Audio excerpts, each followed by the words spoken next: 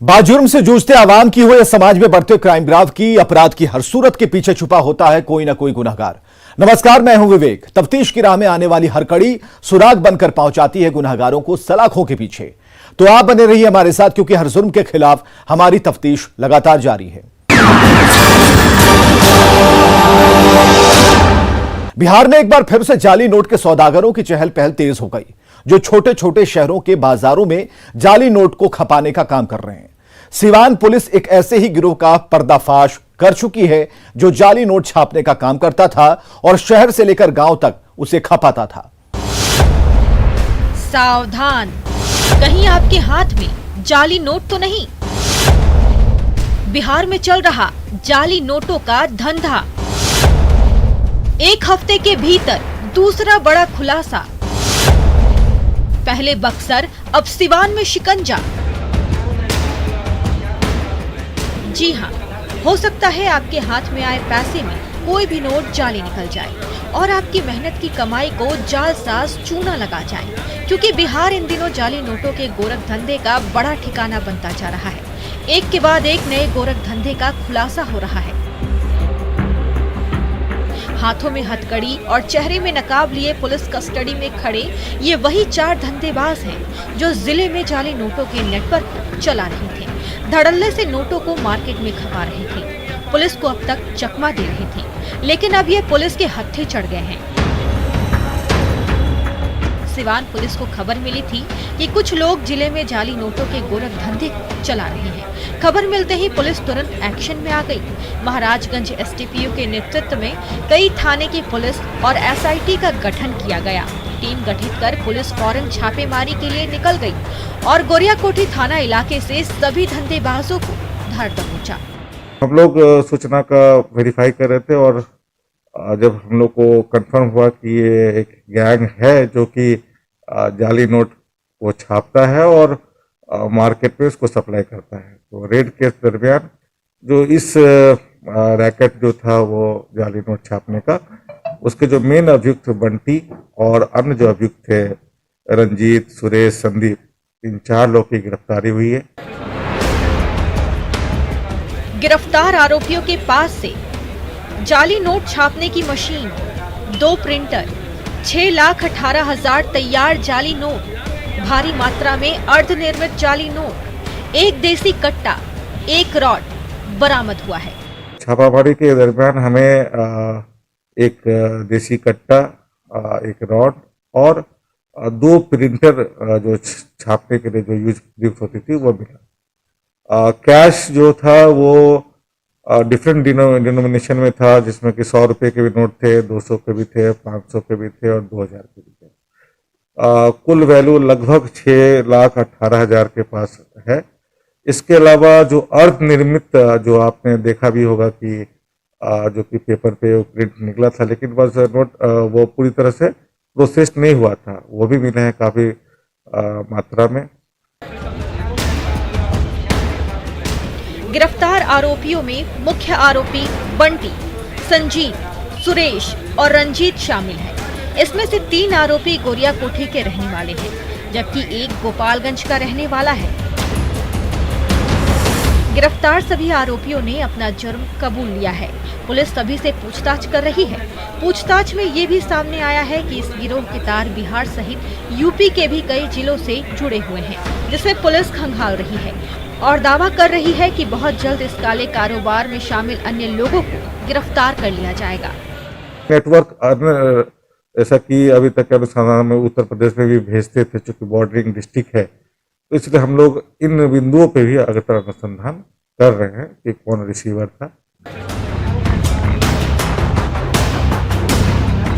ये गिरोह पिछले 1.5 साल से इस काले कारोबार को चला रहा था और जाली नोटों को बाजार में खपा रहा था, जिसका पुलिस ने पर्दाफाश करते हुए सभी को बेनकाब कर दिया है और सलाखों के पीछे पहुंचा दिया है और यूपी से जुड़े तार को भी खंगाल रही है, ताकि जाली नोटों के सिंडिकेट को जड़ से खत्म कर सके।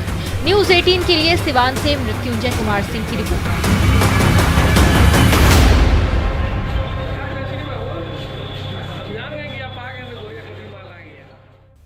गोपालगंज से एक वीडियो सामने आया है जो पूरे पुलिस महकमे को शर्मसार कर रहा है, बदनाम कर रहा है। यह वीडियो वर्दी के गद्दार को बेनकाब कर रहा है जो पैसे लेकर मामले की जांच करता है। गद्दार निकला वर्दी का वफादार, पुलिस महकमे को किया बदनाम, पैसे लेकर करता है मामले की जांच।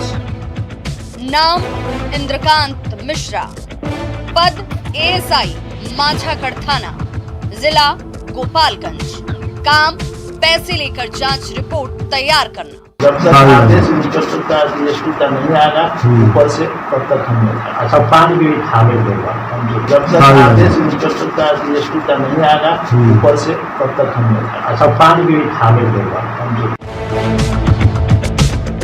सुना आपने, यही वो वर्दी का गद्दार है जो पैसे लेकर जांच में हेरा फेरी की बात कर रहा है और कह रहा है कि जब तक ऊपर से आदेश नहीं आएगा तब तक काम नहीं होगा। जिले के एसपी, आप इस जमादार को ध्यान से देख लीजिए, डीएसपी आप भी सुन लीजिए, क्योंकि आपके ही आदेश के बाद ये काम करेंगे, इसीलिए आपका सुनना तो बनता है।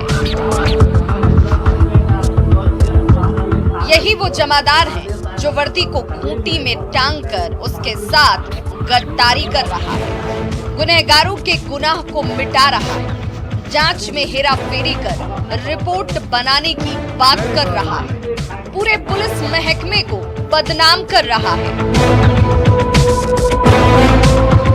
वीडियो में दिख रहे साहब का नाम इंद्रकांत मिश्रा है, जो गोपालगंज जिले के माझागढ़ थाने में जमादार यानी कि एएसआई के पद पर तैनात हैं। इस वीडियो में एक बुजुर्ग शख्स इंद्रकांत मिश्रा को 1000 रुपए दे रहा है और काम आगे बढ़ाने की बात कह रहा है। साहब थोड़ा नाराजगी जाहिर करते हुए पैसे नहीं लेने की बात कह रहे हैं। कुछ देर के मान मनोवल के बाद पैसे लेकर टेबल पर रखे फाइल के नीचे दबा देते हैं और कहते हैं कि जब तक ऊपर से आदेश नहीं आएगा तब तक काम नहीं होगा। आप भी सुनिए। हम पैसा नहीं लेंगे, आपसे कह दिया है, पैसा नहीं मांगे, आदेश आएगा तब हम ले ली है, पान भी नहीं खा ले, हमने गरीब आदमी से कहा तो ले।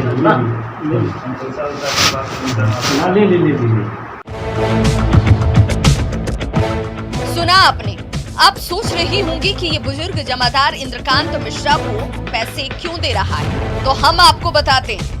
दरअसल पीड़ित के मुताबिक करीब 7 से 8 महीने पहले गोपालगंज जिले के अरार मोड़ के पास बदमाशों ने उसकी बाइक लूट ली थी, जिसकी एफआईआर माझागढ़ थाने में दर्ज कराई गई थी। इस मामले में केस के आईयू की ओर से सुपरविजन और फाइनल रिपोर्ट के नाम पर 10,000 रुपए की डिमांड की गई। पीड़ित पक्ष ने थोड़ा थोड़ा करके 10,000 रुपए भी दे दिए थे। बावजूद इसके उसकी फाइनल रिपोर्ट नहीं भेजी गई, जिस वजह से वो इंश्योरेंस क्लेम नहीं कर पा रहा है। अब सवाल ये है कि क्या जांच रिपोर्ट के लिए भी पैसे देने पड़ते हैं? एएसआई इंद्रकांत मिश्रा को पैसे लेने का हक किसने दिया? क्या थाने में बिना पैसे दिए काम नहीं होता? क्या पैसे के बल पर रिपोर्ट में हेरा फेरी की जाती है? क्या पब्लिक फ्रेंडली पुलिस का यही सही चेहरा है? अभी तक जांच की फाइनल रिपोर्ट क्यों नहीं भेजी गई? ये वो तमाम सवाल हैं जिसका जवाब पुलिस महकमे को देना पड़ेगा और समय रहते आरोपी एएसआई पर कार्रवाई करनी पड़ेगी, ताकि खाकी से आम लोगों का विश्वास न उठे। अगर ऐसे पुलिस अधिकारी पद पर बने रहेंगे तो खाकी बार बार शर्मसार होगी, बार बार बदनाम होगी और अधिकारियों को जवाब देना भारी पड़ेगा। गोपालगंज से न्यूज़ 18 के लिए मुकेश की रिपोर्ट।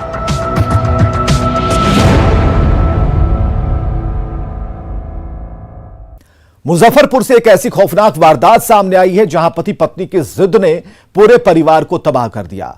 पति ने पहले पत्नी को मौत के घाट उतारा, फिर खुद फंदे से लटककर मौत को गले लगा लिया। विवाद बना परिवार के लिए काल।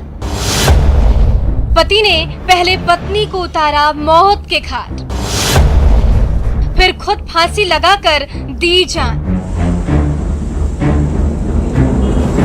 पेड़ से लटकता पति का शव और अस्पताल में मौत की आगोश में सोई पत्नी उस वारदात की तस्दीक कर रही है, जिसे लेकर पुलिस खाक छान रही है।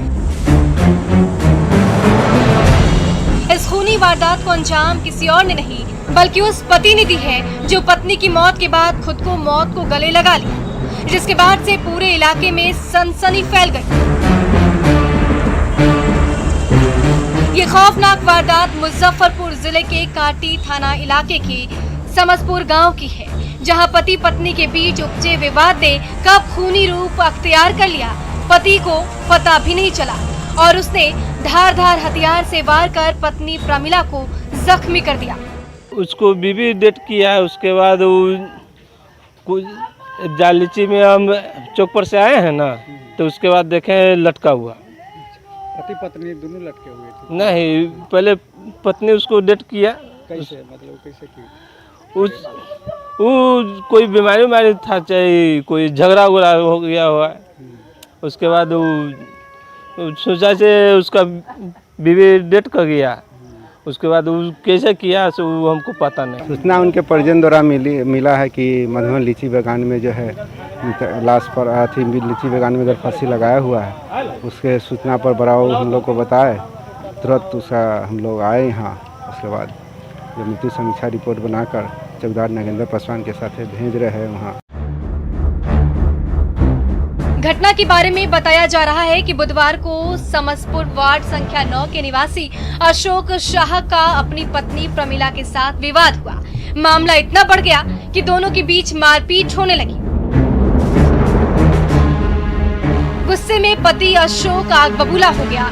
कब उसके सिर पर काल सवार हो गया उसे पता ही नहीं चला और उसने धारदार हथियार से अपनी पत्नी प्रमिला के पेट पर वार कर दिया, जिसके बाद उसे SKMCH में भर्ती कराया गया। जख्म इतना गहरा था कि धरती के भगवान उसे बचा नहीं पाए। गुरुवार की शाम प्रमिला की मौत हो गई, जिसके बाद सदमे में अशोक ने रात में खुद को लीची के पेड़ से गले में फंदा लटकाकर मार डाला। दोनों पति पत्नी में रात में जानो झगड़ा हुआ है। इसी पर ही एगो फंसली उसली होता है, वही चला दिया है पेट पर, तो उसी से ब्लडिंग आ गया। रात में कोई देखा नहीं, तो आज कल हो गई, लोगों को पता चला कि मर गया। और इसके जो परिवार, इसके ससुराल पक्ष के लोग जो आए, ये लोग के भाई लोग सब भाग गए था, तो लोग आए थे। उसी डर से लगता है ये भी जाके घर फांसी लगा लिया। पति पत्नी की जिद ने पूरे परिवार को तबाह कर दिया। हर कोई इस खूनी वारदात को सुनकर हैरान और परेशान है। ये सोचने पर मजबूर है कि क्या कोई मामूली विवाद में इतना बड़ा कदम उठा सकता है, खुद मौत को गले लगा सकता है। इस वारदात ने पुलिस को भी हैरान कर दिया। पुलिस मामले की एक एक कड़ी को जोड़कर जांच कर रही है और इस घटना के पीछे की हकीकत को टटोल रही है, क्योंकि आरोपी ने खुद को फांसी लगाकर मौत के घाट उतार दिया। ऐसे में मामला और उलझ गया। मुजफ्फरपुर से न्यूज़ 18 के लिए सुधीर की रिपोर्ट। एक सगी बहन ने अपने ही बहन को मौत के घाट उतार दिया है। सुनने में आपको अजीब जरूर लग रहा होगा, लेकिन कुछ ऐसा हुआ है बेगूसराय में। क्या है पूरा मामला, इस रिपोर्ट में देखिए।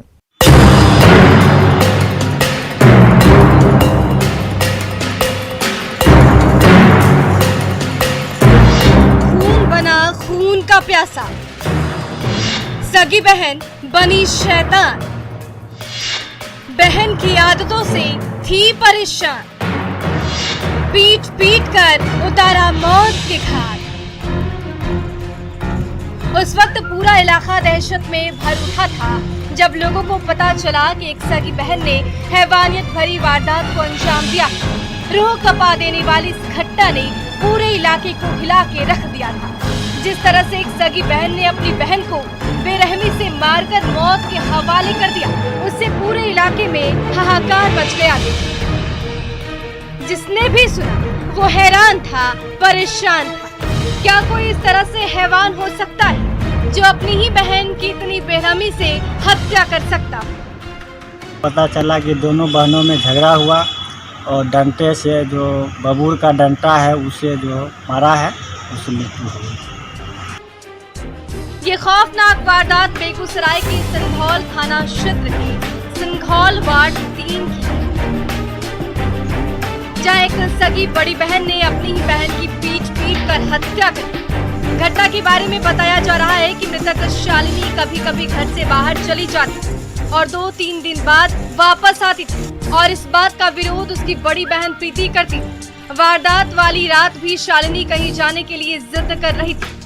इसी क्रम में प्रीति को गुस्सा आ गया और उसने डंडे से शालिनी की जमकर पिटाई कर दी, जिससे उसकी मौत हो गई।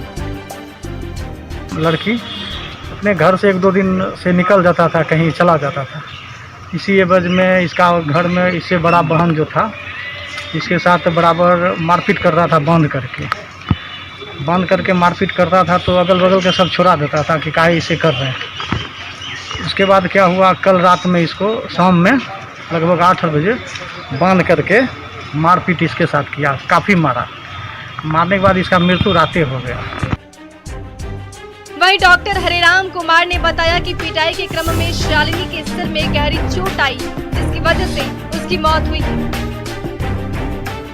ये सिर में चोट लगा है, चोट लगी, समझे ना, चोट लगी है और अंदर में खून मिला है, थक्का मिला हुआ है, ब्रेन मैटर लेसरेटेड है और जो अंदर जख्म बहुत से हैं। पुलिस ने त्वरित कार्रवाई करते हुए आरोपी प्रीति को गिरफ्तार कर लिया है। फिलहाल पुलिस ने शव को कब्जे में लेकर मामले की छानबीन में जुट गई। अब पुलिस के छानबीन के बाद स्पष्ट हो पाएगा कि हत्या की वजह क्या है। इस घटना में जैसे ही एक हत्यारिन बहन ने जिस हैवानियत भरी वारदात को अंजाम दिया, वो रूह कपा देने वाला है। पुलिस को चाहिए कि गिरफ्त में आई आरोपी बहन के खिलाफ कड़ी कार्रवाई करते हुए सख्त से सख्त सजा दिलाए, ताकि समाज में ऐसी घटना दोबारा ना हो सके। न्यूज़ 18 के लिए बेगूसराय से संतोष की रिपोर्ट। कर दिया और तुगलकी फरमान सुनाते हुए दोनों की शादी करा दी।